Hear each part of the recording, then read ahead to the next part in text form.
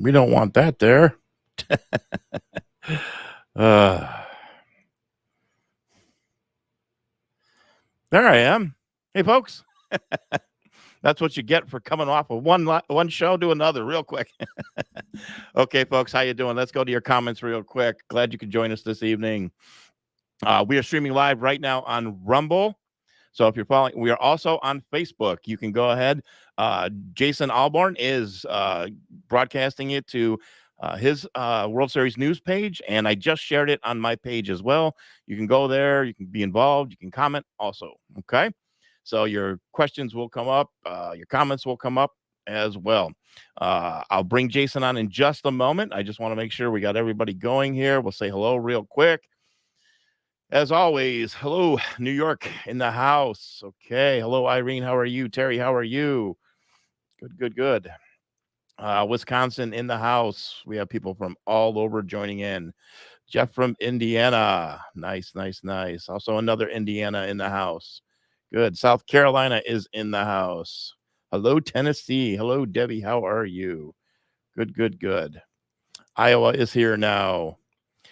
Hello, George. How are you? Kimmy. Hey, guys. How are you? Nevada in the house and Georgia.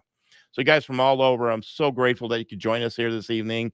I just came off of recording with Jason Alborn on TNT Radio. It will be airing this Saturday. I'll make sure once it does air, I will put up the link over the weekend, and you guys can check out that show. It was a great show. We had a great conversation, and I'm looking forward to seeing the final cut of that. All right, so keep them coming. I see your comments and everything else. So I'm going to bring Jason on real quick, and we're going to get underway because I'm being told that what I thought was going to be a guest on the previous show with TNT, that guest is, I think, coming on to this podcast tonight. So without further ado, Jason Alborn, how are you, sir? Welcome to the show. Bruce, thank you. Welcome, everybody. Thank you for the invitation again to join the merging of the two shows for this particular podcast. And that's right, we had arranged on TNT to get Kim Statton, who is the film director from The Trust Fall, the wonderful documentary about Julian Assange, onto TNT. Kim messaged me and he said, look, Jason, I'm really sorry, but is it possible that we can reschedule, because I've picked up a mainstream news interview at the exact same time. I said, you've got to go with the numbers, Kim, and it's very important because we understand what's going on, but the mainstream doesn't necessarily. And then, of course, Kim said, look, or maybe we can do something else. I said, look, I'm going on with Bruce straight after. Would it be possible if you could come on? So fingers crossed that he's going to be able to be off, and we'll get Kim on shortly. And we're going to wait literally, if that happens, we'll bring him straight on. We'll get him for a few minutes. But goodness me, Bruce, we are in incredible times. The Assange story has got to be the biggest story of the year, if not the decade, because what it sets up is just something phenomenal. But at the end of it, it's a human interest story at this point. And all I can think about is Stella, his wife, and those two beautiful boys getting their father home, hopefully in a few hours, maybe a day, and just to imagine the most beautiful moment of all time for one of the most courageous journalists in history. Yeah, I'm looking forward to it. As a matter of fact, I thought when we come on the air tonight, I'm going to have to kind of keep peeking because I don't want to miss the moment that Julian is reunited with his family, with Stella and his children. I mean, that is going to be a video clip played forever. It's going to be historic. So it is an amazing time right now. Jason and I just came off a show discussing these very things, and we're going to continue this conversation. So I'd like to ask you a question, Jason. When the news broke, we're going to get into you and Tucker and what you were doing yesterday with Tucker Carlson. But when the news broke, what was the feeling for you when you heard it? Firstly, not so much disbelief, because in this business, you are shocked. Every 5 minutes, there's something to be shocked by. Yeah. But an incredible amount of relief. And if anything, not quite divine intervention, but there was something about all of those mixed, happy emotions of joy. It was, almost disbelief, but no, hang on a second. This is a great, great moment in history. Just soak it up, gather the facts, and see what's really happening here. Because, of course, we were seeing on X posts from WikiLeaks, posts from Stella Assange, and yet the mainstream media were behind this particular reporting. So once again, the newsmakers are the independent journalists on X, and you can call WikiLeaks the ultimate in independent journalism. Yeah. And of course, Stella Assange herself. So we were ahead of the curve. So people were looking for verification. We're going, well, this is what we've got at this stage. And of course, the mainstream media caught up. So extraordinary. Now, the conviction, people saying, well, what does that mean? And I thought about it for a moment. I thought, well, if you can convict Donald Trump using the testimony of a convicted felon, well, then you're going to have to accept Julian Assange. If you want to call him a convicted felon, bring it on, I say, all of it. Let's throw it all in the air and see what sticks. We are in for some incredible times here, as all of us have been begging for the swamp to be drained.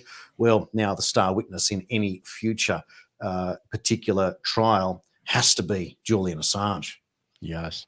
So we have people who, okay, I will read it real quick. Again, I'm sorry I don't have everything loaded up, but I'll just read it real quick. As a matter of fact, I made it my Facebook profile, not my profile pic, my cover pic now.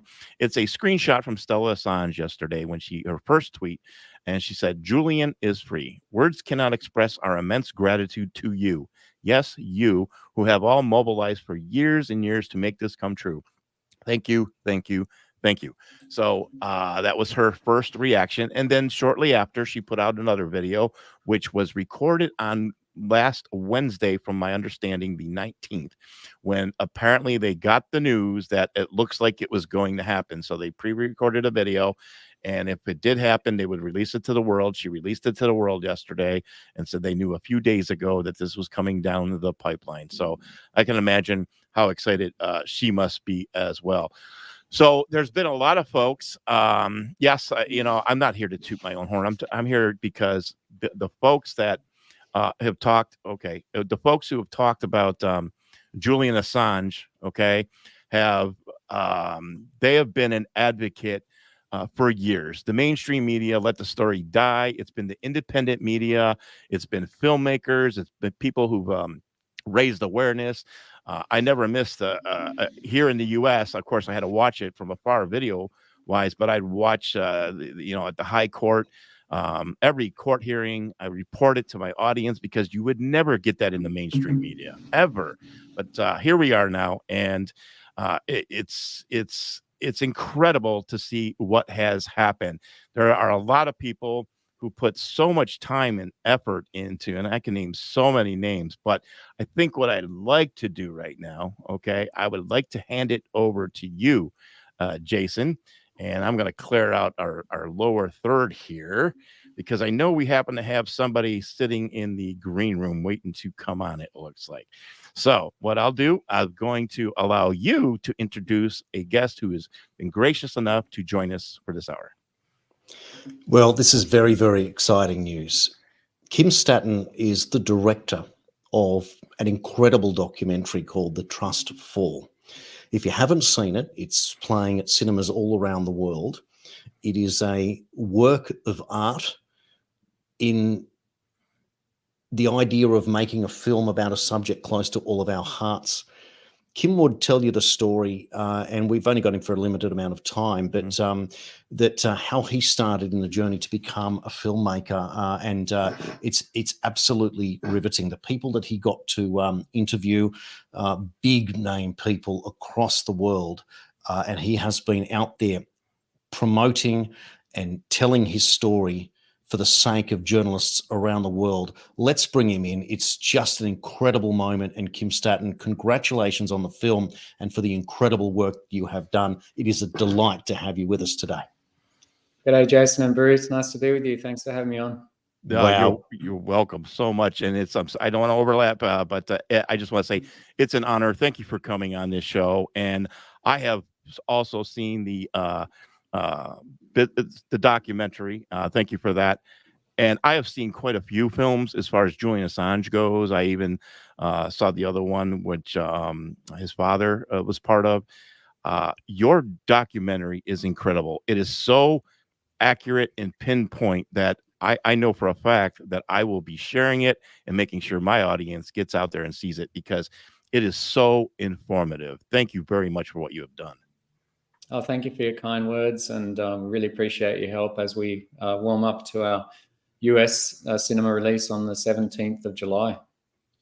Oh, the timing is interesting, isn't it? I mean, if anything, I don't know if people are going to think that, oh, well, I don't need to see it. But I think from a historical perspective, you do need to see it, because if we're going to move into the next stage of whatever comes from the release of Julian Assange, we must be at the head of understanding the information. And Kim, the biggest point, now this came up yesterday at the Tucker Carlson event in Canberra, where one of the journalists asked Tucker Carlson if Julian Assange put people in danger. Now, in your film, you explain this beautifully, and I was wondering if you perhaps could recap on that particular occasion where Julian has brought in other journalists from other countries just to put perspective on this nonsense claim from this mainstream journalist.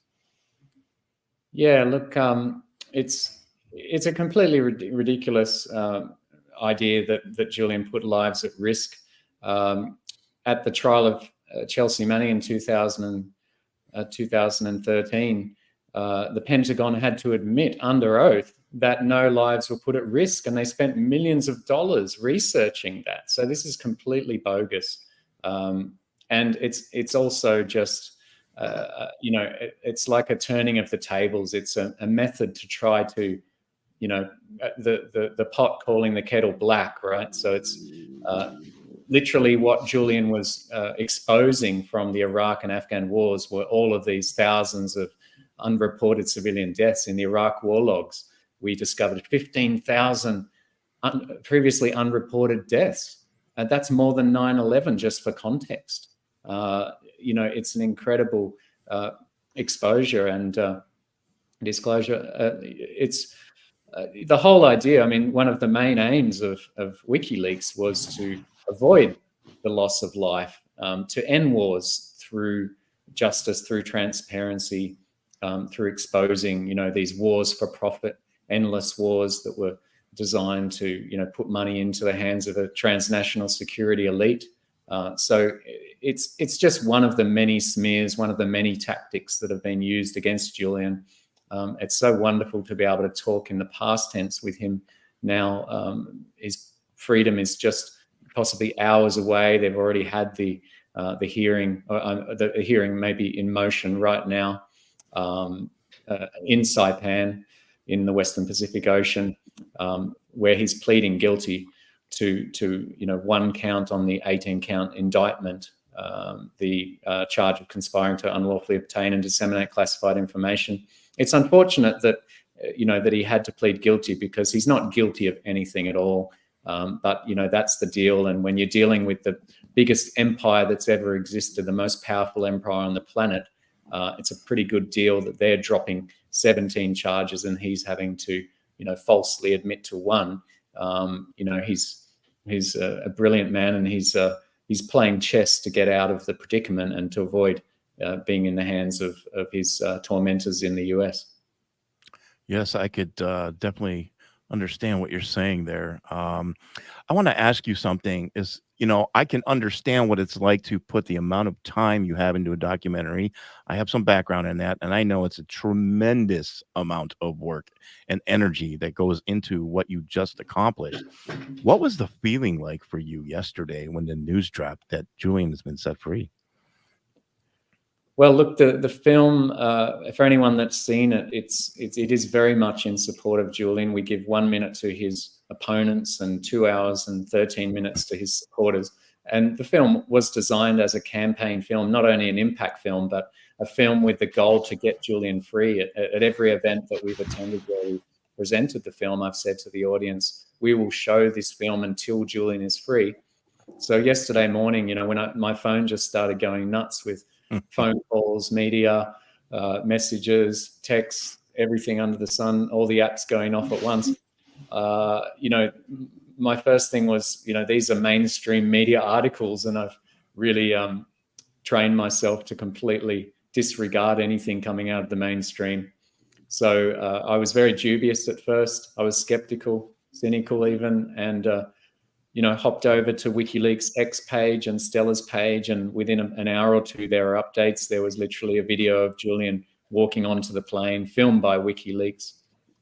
So that was the confirmation. And then, there was just a bit of confusion of how has this transpired? And he's getting onto the plane without handcuffs, so he's obviously free in some way, to some degree.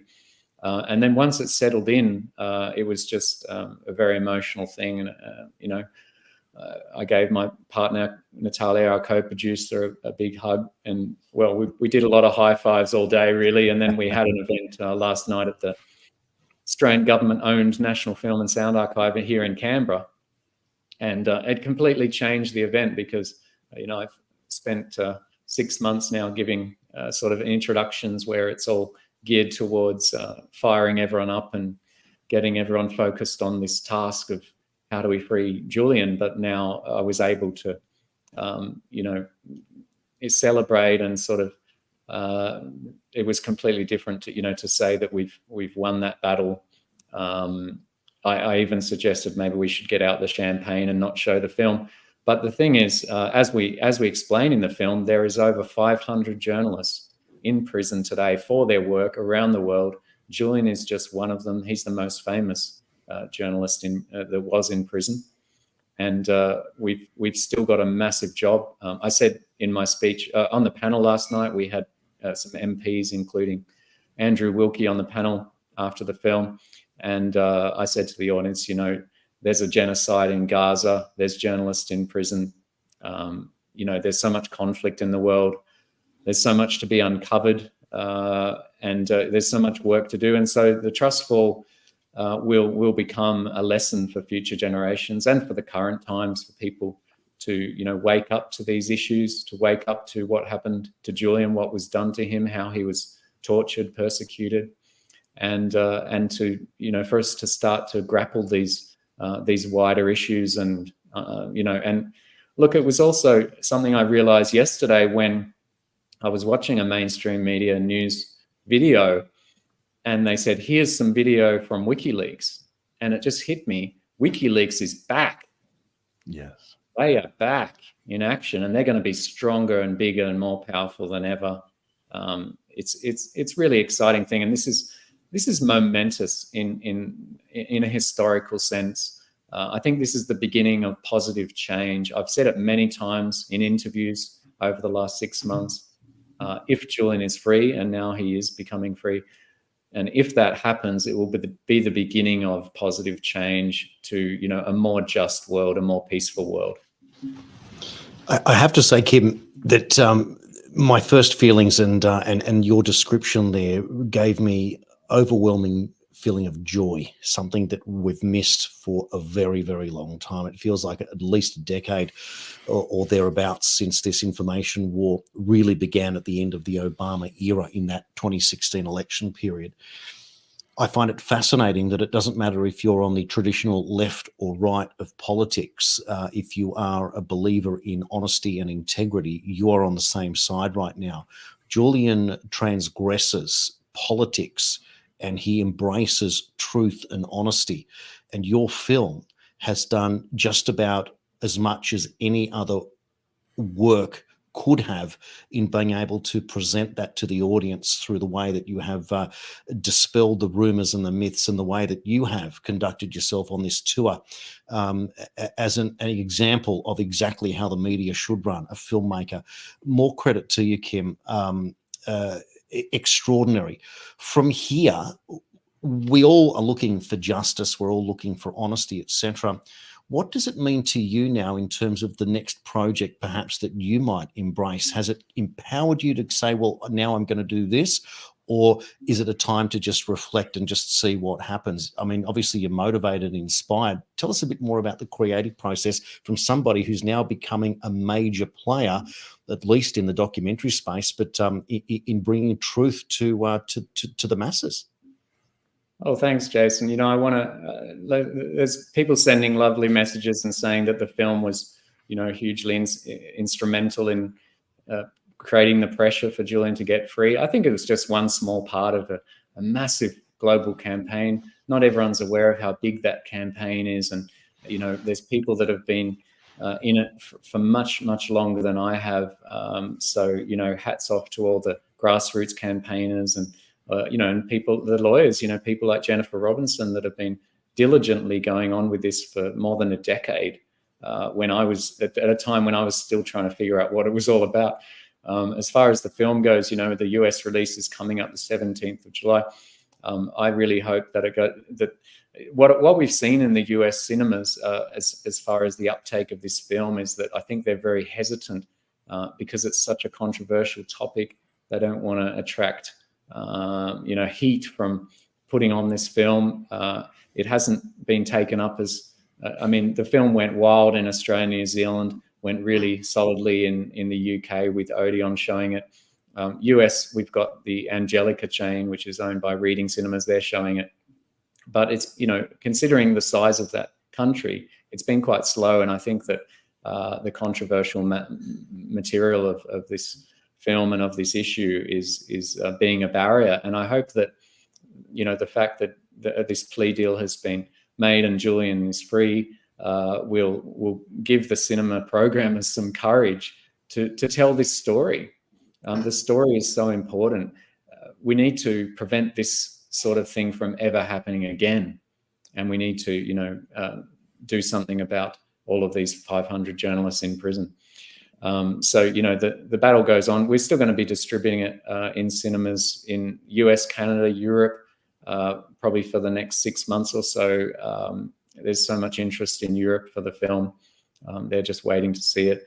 And then at some point it will go digital. So yeah, we're going to be tied up with it for another, I think, 6 months or so of hard work, especially with publicity. And then after that, I think my co-producer and partner Natalia and I will enjoy some veggie gardening and go to the beach. You know, and remember, it's funny. There's a bit of a parallel between, you know, the situation of someone making a film, being an editor. You lock yourself in a room. You know, you're almost like a little bit like a prisoner for yourself. You know, so we've also gone through a bit of an ordeal, but you know, we're going to stick with it because we're going to see it through this piece that we've created. And I'm not thinking at all really about like what's the next film or what am I going to do afterwards, because we're still in the midst of it, and we'll definitely be looking forward to a well-earned break after the distribution's finished. Absolutely. We have an American audience here right now. A lot of people who are tuning in probably don't even know who you are. Great introduction by Jason. The question that I have is, what was the defining moment that you made a decision that, look, I need to make a documentary film about Julian Assange, this man? What was that moment? I think it was, you know, it was a combination of that awful footage of the street corner in New Baghdad from 2007, known in the WikiLeaks material as collateral murder, and it's featured in the film. You know, that video was tattooed in my mind from 2010 onwards, from seeing it on the news.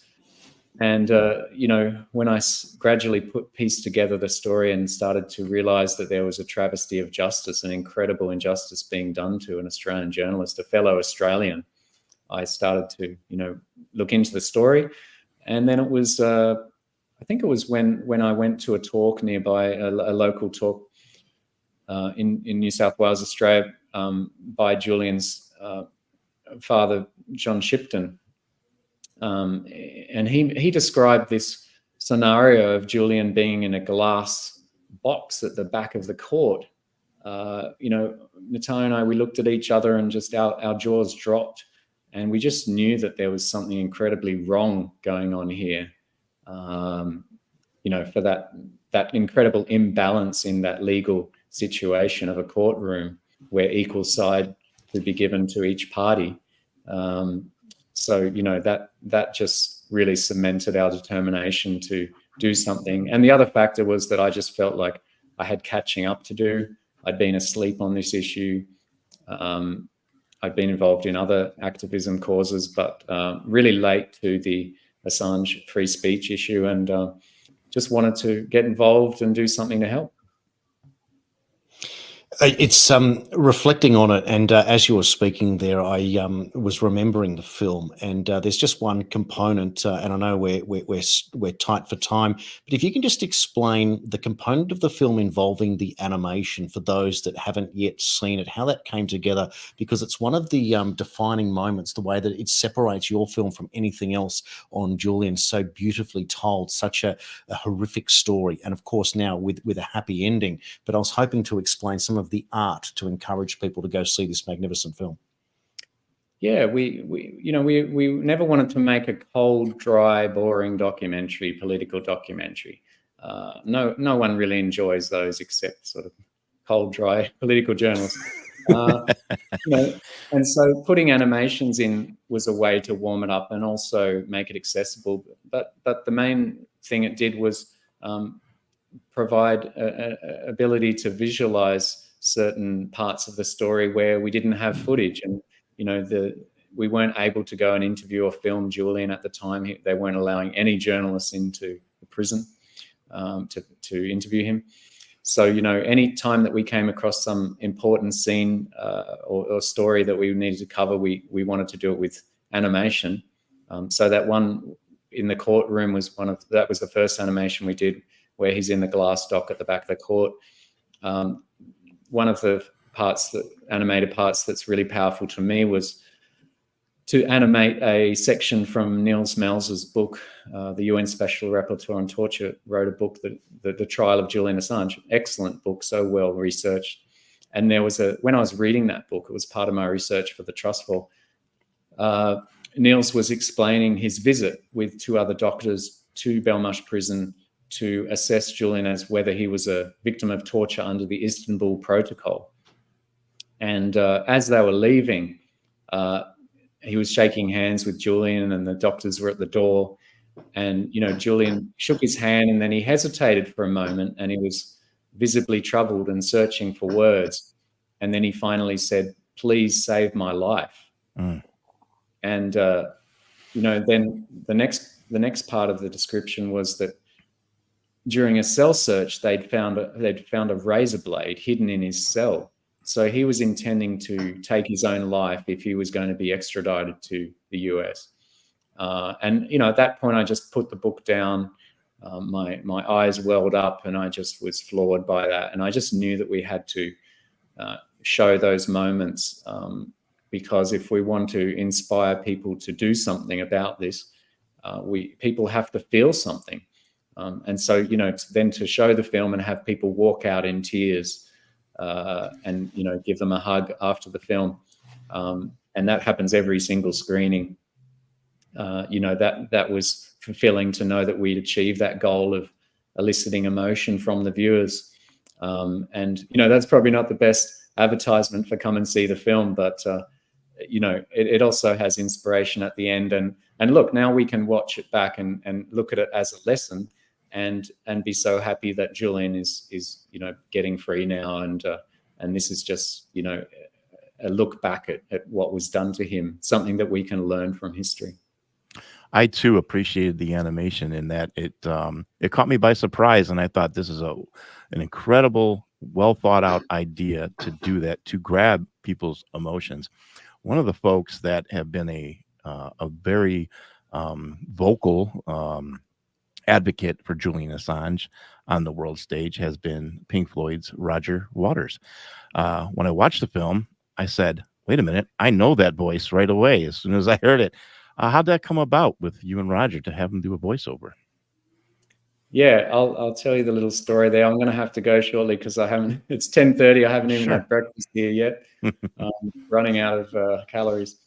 We had a wish list of celebrity voices because we thought that would also attract people into this cause, into watching the film. And I had trouble reaching all of them. It's really tricky to reach high-profile people.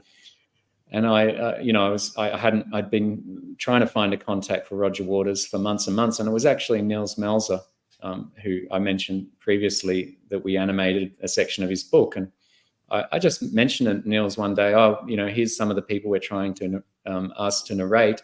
And he said, I got Roger's phone number. I'll text him for you. And then, 5 minutes later, there's an email from Roger saying, yeah, happy to narrate.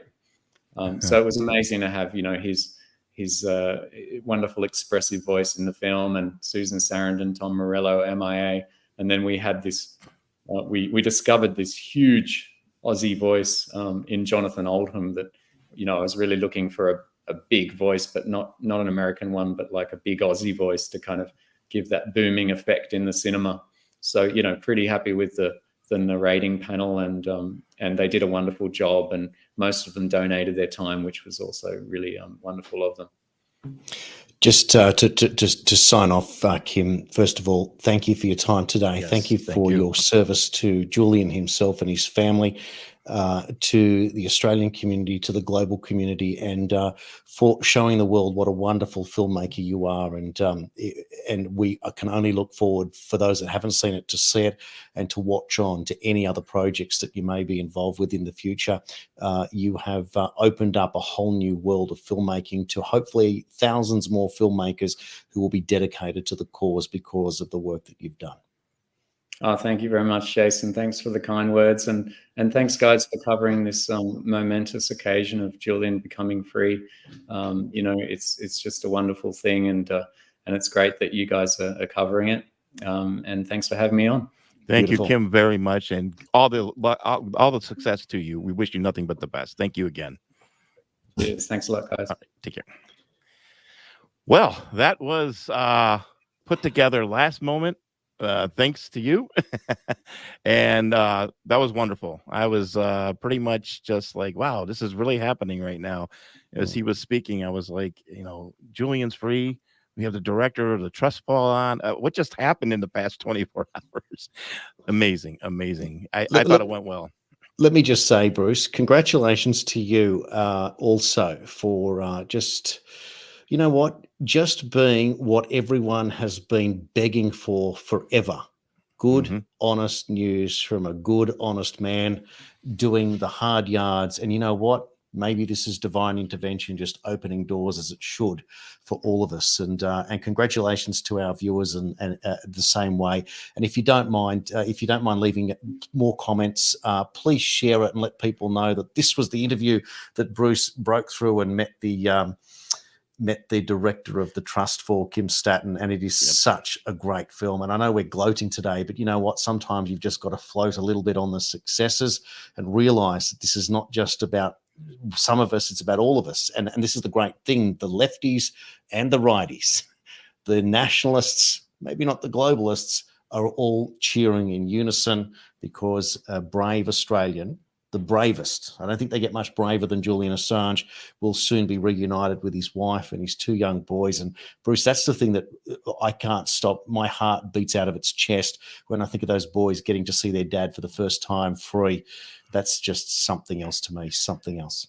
Yeah, I can't wait to see that. As a matter of fact, before I sign off the air, I want to take a quick look over there. So somebody just asked in the comments the name of the film. Again, the name of the film is called The Trust Fall. It's coming to U.S.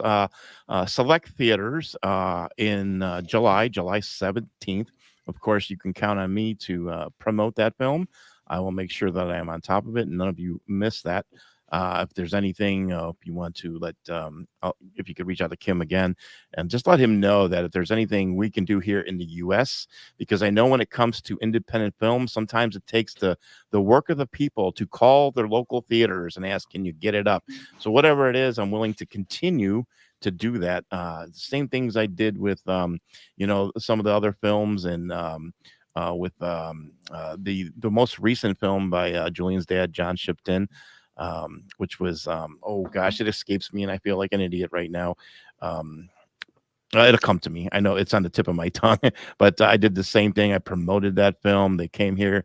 I even bought tickets for when he came to Cleveland here and had a screening of the film and a Q&A after. So yeah, it's such a big deal when someone puts their time and their energy and their resources and not just that, the amount of funding that it takes to pull off a film, whether it's a movie or a documentary like The Trust Fall, it's grueling. It is really grueling, and it causes a lot of sleepless nights. So it's important for us to get that out there. And again, to cap it all off, I was blessed to get a screening of it, and it is very, very good, and it's told in a way that it doesn't leave out any details whatsoever. It gives the perfect timeline of events of what happened along the way. And I thought, this is the best documentary.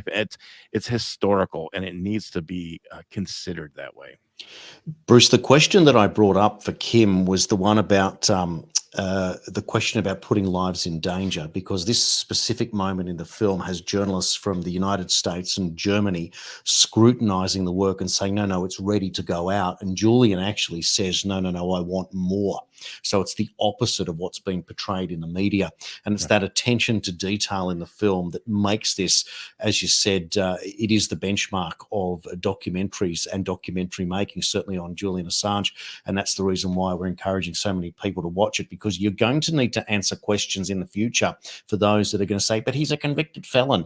Yep. Well, we'll see what happens there. And of course, it may well be that a Trump presidency goes past and pardons him, or whatever process that is. Yeah. But let me just say this. If you can convict Donald Trump using the testimony of a convicted felon, Michael Cohen, well, you've set a precedent there for if you're going to go down that pathway, when Julian Assange's testimony is going to scare the living daylights out of the establishment.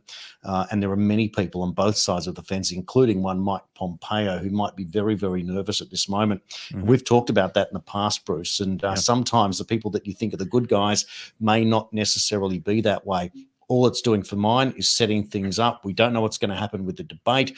We're hearing rumors that Trump has selected a VP, some suggesting it might be Vivek Ramaswamy based on certain criteria that he announced. We don't know any of that for the moment. It's fascinating times, but at this stage, we're energized. And I'll tell you what, if you're a Biden, Kamala Harris supporter at this stage, you must be thinking, well, maybe we're not going to be returned in November. Something else is coming, and that should give plenty of us hope that at long last change is coming. Yeah, that's for sure. I'll tell you what, though. There's one thing that you just reminded me of, and I don't want to lose my thought because I spoke about it on the previous interview. Now that I have my particular audience, who they're incredible. I'm so blessed to have them. I just want to remind them that it's very important right now to put politics aside. Okay. Here's a warning to everybody, all right? You can rest assured, even though we're all celebrating Julian being freed, etc., which we all should be doing, you have to understand that Stella Assange herself, and we don't know how Julian's going to feel. We don't know what's going to come about in the coming days, what he's going to say, and whenever he does say something. But I'm sure there's great animosity for someone like a Mike Pompeo. I know she's displayed that because of the story of them putting out a hit on Julian Assange, if you will. There's probably some animosity for Donald Trump not pardoning him before he left. And there's probably animosity for Joe Biden as well, because like I said, I've been paying attention, and I said last night, let's let the hours pass. I want to see if the Biden administration embraces this moment, because you're in a presidential race right now. That is something that you would hold on to. I mean, I would have came out if I was president last night when that news broke, and it was the American Department of Justice who was behind this. I would have come out to the podium and say, yes, I did this, and etc. But that hasn't happened. With that being said, I'm going to roll over something to you because you did it to me. All right. With that being said, now the Biden administration is not gloating about this. We have some coincidences going on with this number 17. All right. And if the Biden administration is not gloating and embracing this, then who the heck is behind all this? All of a sudden, out of the clear blue sky, Julian Assange is set free on a date right now as we speak. The 26th is in Australia, okay, where he's at. And to the Q drops, it matches perfectly on the June 26, 2018 Delta, as they call them. It says J.A. Julian Assange, June, ETA, June 26th. I mean, what comes to your mind? What do you think about that? I think of 3 words to start with. Future proves past. Mm, And we can be mocked as much as we want. But you know what? Many of us were mocked for our decisions about our solution to the pandemic yeah. by not accepting what the prevailing winds were telling us. So sometimes an unpopular or perhaps something that you're mocked by, well, maybe things work out. I don't know. We're certainly working behind the scenes to secure General Michael Flynn one way or another. And if we are able to do that, whether it be on TNT or Bruce with our show, Hope so. that would be a big deal if we could get that far. And that's kind of getting ahead of ourselves. Yep. But how many coincidences before, well, it's not necessarily a coincidence. Are we watching the greatest disinformation campaign in history? Mm, Have we read the book by Sun Tzu, The Art of War? I mean, all this stuff keeps coming back, doesn't it? yes. Trump cannot look, well, he's the master of Sun Tzu. Appear weak when you're strong, appear strong when you're weak. I mean, how does this man play this game at this point? And is he still at a distance? Because technically he's not necessarily friendly with Assange. There's no favoritism that's being Right. played here. It's the same with RFK Jr. And RFK Jr. could become Trump's great soldier as Attorney General, given what he knows about the pandemic and about the solution and about his uncle, all the things that we want truth for. And you can bet that Trump himself has questions about 9/11. Now, call us the conspiracy theorists, but you know what? They keep coming true. Now, Bruce, I know we're going to get running away with time. If I can incorporate what Yep. Tucker Carlson said yesterday in Canberra, I had occasion to ask him the 4th and final question in the audience. And I specifically made mention to January 6th, to an interview I'd done with Chief Stephen Sund, who Tucker had interviewed twice regarding the US Capitol on January 6th. And Stephen Sund said to me that for the 58 minutes or so that he begged for National Guard intervention on that day, making some 27 or 28 phone calls and not getting any support, he said, I'm a rule of law guy. But on the prompting of a question, he said, it's very hard not to be a conspiracy theorist, if you will, at this point. So I put that to Tucker Carlson in relation to a question for the election of November of this year. Tucker, unbelievably, didn't dismiss me like he did the 3 mainstream journalists who he soundly put in their place. He provided a 10-minute answer to the audience, and it was riveting because he explained, as you did on our show today earlier, that conspiracy theory was the term given to those that were doubting the JFK assassination narrative, and he went into great detail about that. But he went further to say that if you say something and someone calls you a conspiracy theorist, technically they're afraid of the conversation and they're afraid of what you might say. So it's an act of censorship. And that was a big point from Tucker to say that. So he wasn't shying away from it. Equally, he said, when it comes to the election, this idea of no election identification and he went into mail-in ballots, but he also talked about voting machines. So he addressed all of the questions because I brought up 2,000 mules as an example. And he explained the idea that you can't have identification because it may offend the African-American community who doesn't use it is a complete nonsense, to which I think I said, for mine, it is the ultimate racist comment to say that a certain part of the community is incapable of carrying identification. What a disgusting thing to say, to pretend that we're the racists. It's the exact opposite. And as Tucker said, I'm not racist. I care. I have empathy for all people, including immigrants. But what I do say that if people are coming into our country, for example, en masse, that's a compliment to us because they want to be here. How's that hatred? It's the exact opposite. So this is the point now that all these things are starting to unravel in real time, and it's no different when it comes to 17 and convenient dates like June 26 to make people go, wow, there is something here. I think the lesson, though, is to stick to the facts as much as you can. be as informed as much as you can. And if, as Tucker said, if there's no evidence for something, well, there's a reason there's no evidence. It's probably not true, but find the evidence. And that's the big issue here. And I think all of us as observers, we're all citizen journalists. Anyone who puts a post up on their social media technically is a citizen journalist when you're reflecting on what's going on. All of us take that as a great lesson. And I think I was blessed to be in the company of what I would regard now as the world's #1 newsman yesterday in Canberra. Yeah.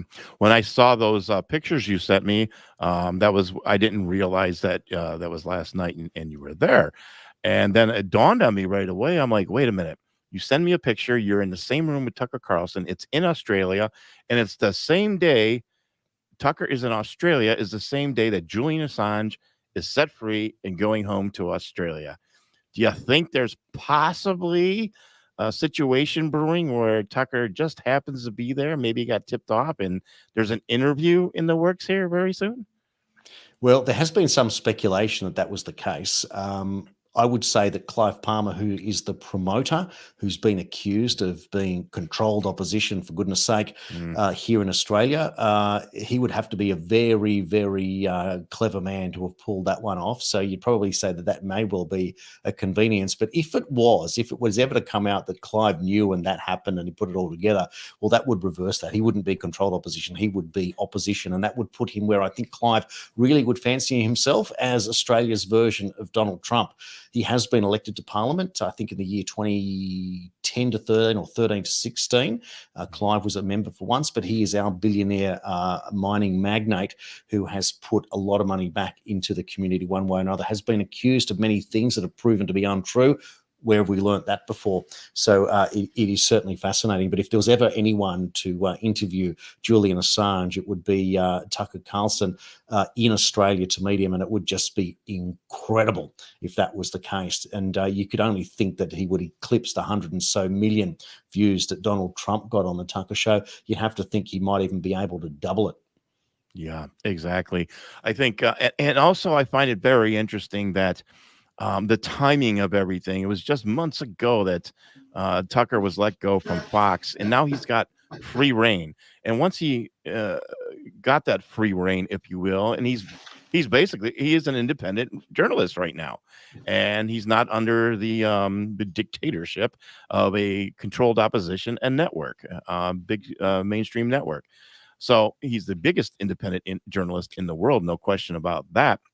But I also question that timing too. Was this something that was, just like the Q drops with the 26th and being dead accurate with calling Julian Assange's release date, and then Tucker getting out of the mainstream media to be a part of bringing the truth to the world, just like Elon Musk, the whole timing of everything. He'll purchase Twitter to save free speech, and then now Tucker is taken away. So in a sense, it is much better that Tucker is no longer at Fox News. The first initial thought was, oh, we're upset and stuff. But when you look at the grand scheme of things, it's for the best. And right now, like we discussed before, the world is changing very fast. This week alone, and it's only Tuesday, okay? This week alone is just mind-blowing already. I just did a podcast on the speed of BRICS, how fast that's going, the alliances, the countries that are joining, and how quick that is moving. All I know is that right now, the panic is coming from the current deep state establishment, the current U.S. administration, NATO, WEF, the WHO, all of them who are in cahoots, if you will. That's the word we want to use. They're really panicking because you can see it in the news. You can see it in the headlines. Is that your view coming from Australia as well? It's almost a mirror. It's extraordinary, isn't it? I've just noticed some of the comments, Bruce. Yes. From Mark Dobman, their timing is everything. Savvy Soul, no such thing as coincidence. Richard Love, I've loved being a conspiracy theorist. I've been on the right side of everything for the last decade. Isn't it wonderful, therefore, that when you can trust your intuition and know that you've done the hard yards in terms of the research, that you can reaffirm? But I will say that it does come with a small caveat, just be aware of confirmation bias. It's the idea that when something supports what you believe in, that you don't depend on it or lean on it too much. Still go with the facts, because you know what? This is a movement. And I'll just reflect again what you said about Tucker when you were, mentioning that he's left Fox and perhaps a little bit nervous or something like that. On the contrary, what Tucker Carlson has now done has opened up that independent media is now the new media. We now have the man at the top of the pyramid doing the work that he's doing. And that's obviously based on credentials, 33 years in the news business, and hundreds of millions of views for his interviews, therefore. So that's what we all aspire to. At the same time, we're not view junkies or clickbait operators. Right. We're not interested in any of that. It is a process of building, and sometimes life gets in the way and you can't do your shows for a couple of weeks or months, or circumstances dictate certain things, and you lose your audience again. And you might have 50,000 followers and getting 30 views on a video, wondering what's going on. But this is the momentum. Consistency is a major part of it, and being supported by so many people in the audience makes a huge difference. And it is a community. You are all part of Mindfix TV, and I'm only grateful that World Series News can be part of the journey at the same time here. And I know it's a bit of a community service announcement, but you can see that it's all coming together. There are people in the mainstream that are nervous, and if I can say anything about the 3 journalists that stood up yesterday at Tucker Carlson, Yes, I would expect that at least one of them went back and got onto the employment websites looking for another career after Tucker Carlson soundly explained that they really have no idea about what's going on and answered the questions appropriately. And you know what? If you're going to be out there trying to push a certain agenda and you're wrong, well, you've got to pay the price. They need to go back to journalism school, and they might be book smart, but they have absolutely no idea about how the real world works. And of course, Bruce, your audience does, but we're right in the thick of the game time. We are now on the field. This is game time. And the most important thing now is to get to November 5, is to get to a free and fair election, please God. But maybe with the release of Julian Assange being perhaps itself some form of divine intervention, if you will, it provides us with the faith to know and to trust that we can't be scared of nuclear war. We can't be scared of a false flag. We just go straight ahead, live our best lives, smiles on our faces, and point out to the world how wonderful things can be if only we can bring truth and justice to the surface and get rid of the bad actors that have been holding us back as humans and as planet Earth for literally hundreds, if not thousands of years. Wow. Well said, Jason. That was really good, really powerful. Exactly. I'd like to also say something real quick as well, because it's something that I said in the previous show. I just want to give everybody at home my take when it comes to what lies ahead. We don't know what's going to happen come November 5th, 2024. I am on the fence about that. I don't know if we're going to be able to pull it off. I had mentioned about Tulsi Gabbard just made a video, I think it was yesterday, explaining how right now in Ukraine, they're in martial law, which then suspends the presidential election.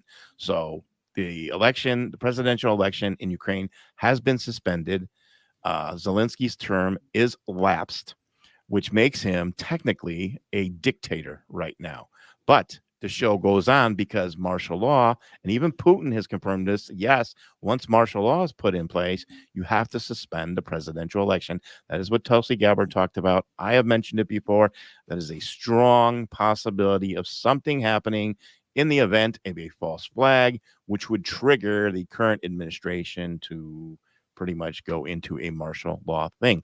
I personally think that is something that is going to backfire on them, because I think it might be a plan of that, again, that number 17 group, because everything, they're a step ahead, and they want these people to do these things, just like they wanted them to put sanctions on Putin, because once they put sanctions on Putin, all of a sudden the BRICS Global Alliance just came out like sharks, just growing and growing and growing. But the bottom line is, at the end of the day, whatever lies ahead of us, whatever hurdles, whatever speed bumps, whatever storm we're about to go through, we're going to get through it. There is a light on the other side of that tunnel. The clouds are going to part. There's going to be a rainbow. It's going to be a new day. Just got to hold on a little bit longer.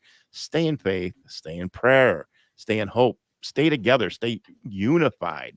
We've been told, they want us divided, but together we are strong. So that's why it's so important, like Jason had mentioned, the coming together, the community, and staying undivided in this moment in time. We are living in historic times right now, and it's really unprecedented.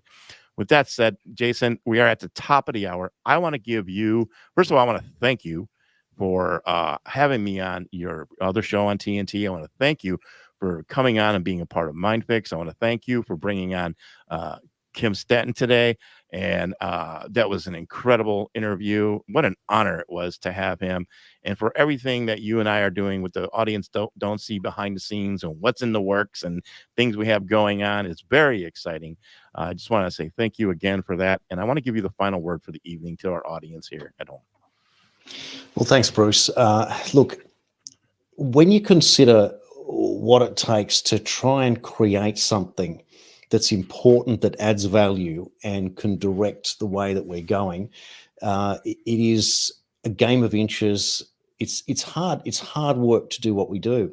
But the way that you described just before to motivate our audience is the same as what we do behind the camera, sitting at our desks in our studios, planning and preparing. It's all the same stuff. And it's just concentrating on the facts of the day. It's deciphering from the propaganda, and it is getting out there and doing that great work. Okay. Behind the scenes, a very different show on TNT. It's a long-form interview show. I do many hours of interviews each weekend across all walks of life. It's very, very heavy at the moment on all the health stuff. The amount of doctors are quite extraordinary. I would just like to say that on a completely separate note, I did an interview last Saturday with Dr. Gavin Ashenden. I'm not sure if you're aware of who he is or if our audience is. He was the former chaplain to Queen Elizabeth. Imagine getting that interview.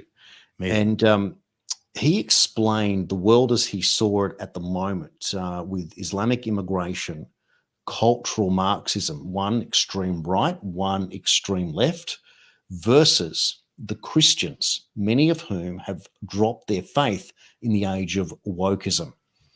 And therefore, he painted a picture of a triangle. We then discussed in detail the economics of the modern era, where he had already set up the notion of the over 50s and the under 50s, meaning that people who are under 50 today who are looking to get into the housing market may very well be struggling against the incredible costs of doing such a thing, which may be explaining how the architects at the WEF tell us this idea of you'll own nothing and be happy, because many people are already resigned to the fact that they'll never own a property. So we pointed to other anomalies in the system. Another component of it was when I asked him about the royal family, given that he was the ultimate insider, he dropped a bomb. And he said he expects in his lifetime, in William's lifetime, that the House of Windsor will collapse. Wow. On the back of Western civilization collapsing along with it. This is an incredible interview. I think it was the best interview I've ever done. I've done maybe 600-700 or more. He blew me away. The people who've seen it are coming back to me. So that is just an incredible interview. And I encourage people, if you want to, tntradio.live episodes, Weekends with Jason Olbourne, scroll down. It's the last couple of interviews there for something to blow your mind. But the key to it was, Bruce, was that when we're talking about an immigration plan, Islamic immigration, that admits that it's designed to take over Europe, to have an open borders policy in the United States, you therefore realize that either people don't know what they're doing who are in power, or who are being dictated to above by the puppeteers, and they are only that. And therefore, everything is coming to a head. To just look there one more time at Richard Love when he says Australia needs its own Nigel Farage. Again, Nigel Farage in the UK, he's thrown a cat amongst the pigeons. Australia most certainly does. Yesterday at the Tucker Carlson event, I had spoken directly to Barnaby Joyce, Senator Alex Antic, Senator Malcolm Roberts, Senator Matt Canavan, Senator Ralph Babette, and I think there may have been perhaps one other, and they're all on the same page in relation to what's going on. Really, really interesting going. And as we get better at what we're doing, we're getting connected with what's going on here. We're not just talking from our bedrooms. We are now in the game, all of us. And let's be very, very proud of what's going on, Bruce. Amen. We are in on the big stage, all of us together. Yes, we are. And it's very, very exciting.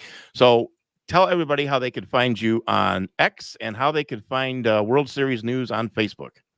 All right. So simply to go to, if you want to look up World Series News, it's World Series News Underground TV. For whatever reason, they won't let me take the Underground TV off to simplify it to World Series News. One of those crazy Facebook censorship ideas. And on X, I'm at Jason Q Citizen 1. Wow. You know what that's a play on. Yes, we do.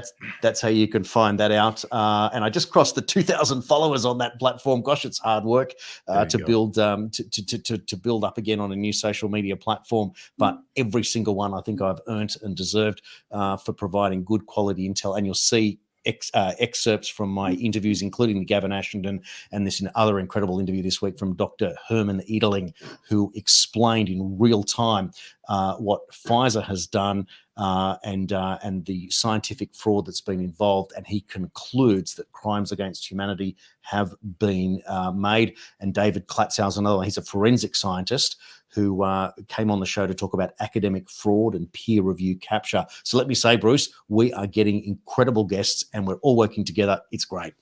It's fantastic. It's exciting. And here we are. So with that, I just want to thank everybody who came on here tonight. It's already been a long night, but a very rewarding evening as well. So thank you guys for tuning in. I really appreciate it. A quick reminder, I will be live this Thursday evening at 8:30 p.m. Eastern, a half an hour before the 9 p.m. start of the presidential debate. We will have a watch party together.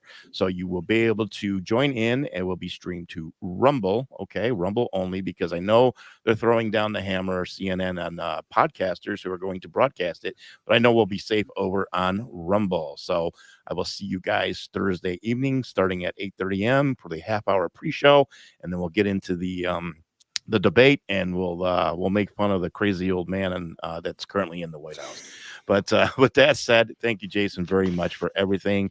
Hang on for a second. I just want to say thank you to all the followers, everybody who tuned in. Appreciate you. Make sure you hit that like button, hit that follow button as well. If you're on Rumble, get over to Jason Q Citizen 1 over on Twitter, or on X. I keep saying Twitter. Give him a follow and follow World Series News Underground TV on Facebook. Thanks, guys. Thanks, Jason. I really appreciate it. And we'll talk to everybody very soon. Bye-bye.